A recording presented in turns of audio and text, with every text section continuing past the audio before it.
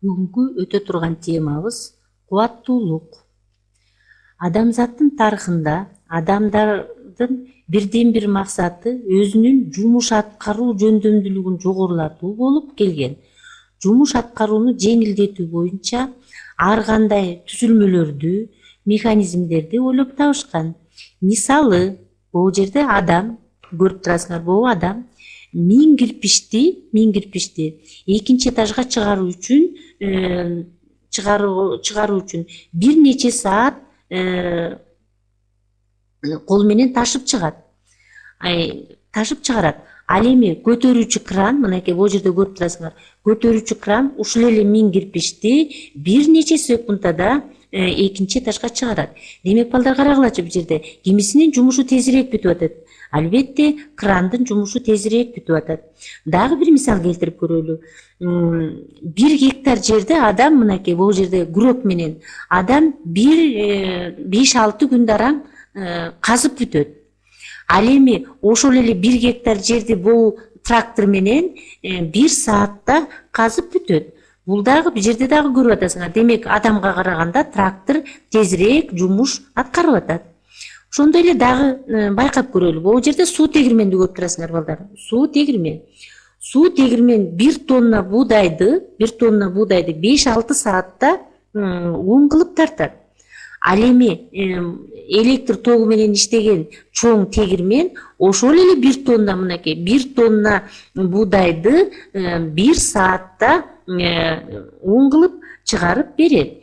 Демек, карагылачы эми. Демек, мында дагы чоң тегирмендин жумушу тезирээк болуп атат. Демек, анда жумуштун убакыт ичинде тез аткарылышын мүнөздөө үчүн кубаттуулук деген чоңдук киргизилет. Кубаттуулук деп жумуштун аткаруунун тездигин мүнөздөүчү чоңдук кубаттуулук деп айтабыз. Анда биз кубаттуулуктун формуласын жазабыз. Кубаттуулуктун формуласы N барабар А бөлүнгөн Т. Бул жерде N кубаттуулук, ал эми А болсо жумуш, ал эми Т болсо убакыт. Демек, кубаттуулук деп аткарылган жумуштун убакытка болгон катышын айтабыз. Анда эми бул жерден ушул кубаттуулуктун бирдигин карап көрөлү. N барабар А бөлүнгөн Т. Демек, мында барабар Анын бирдиги 1 джоул, ал эми убакыттын бирдиги 1 секундта. Демек, анда бул барабар 1 ватт. Бул ваттан башка дагы бирдиктери киловатт, мегаватт деген бирдиктери бар.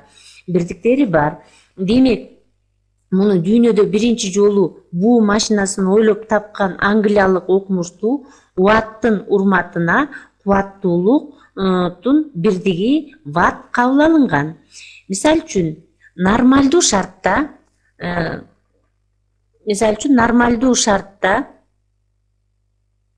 адам жумуш иштеп жатканда, мынакей бул жерде кирпичти коюп жаткан адамды көрүп турасыңар.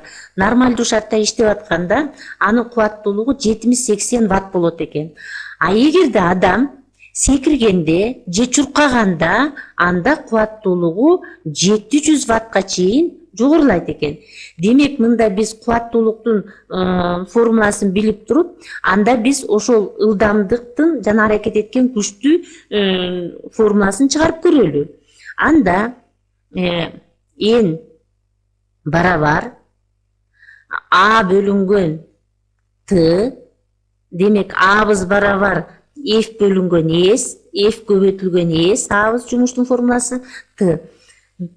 Демек, бул жерде карагылачы, S бөлүнгөн Т бизде эмнени берчү эле, балдар? Бул ылдамдыкты берчү, V-ны берчү. Демек, анда формулабыз N барабар F көбөйтүлгөн V.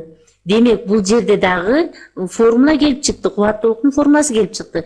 Демек мында аракет эткен күч жана ошол нерсенин ылдамдыгы белгилүү болсо, анда биз ушул формула менен чыгарып алат экенбиз. Демек мында дагы эгерде биз бул жерден жумушту таба турган болсок, бул формуладан А барабар N көбөйтүлгөн T. Эң көбөйтүлгөн T. Демек кубаттуулук көбөйтүлгөн убакыт. Демек балдар, биз күндөлүк турмушубузда пайдаланып жүргөн электр тогундагы биз ушул формуланын негизинде, тогунун жумушундагы ушул формуланын негизинде эсептеп алабыз.